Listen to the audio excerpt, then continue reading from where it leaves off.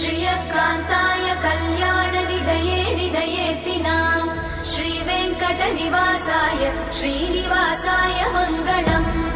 लक्ष्मी सविभ्रमालोकसुभ्रूविभ्रमचक्षुषे चक्षुषे सर्वलोकानां वेङ्कटेशाय मङ्गलम्।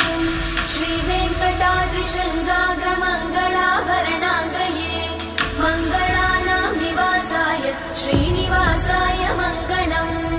सर्वावयव सौन्दर्य सम्पदा सर्वचेतसां सदा सम्मोहनायास्तु वेङ्कटेशाय मङ्गलम्।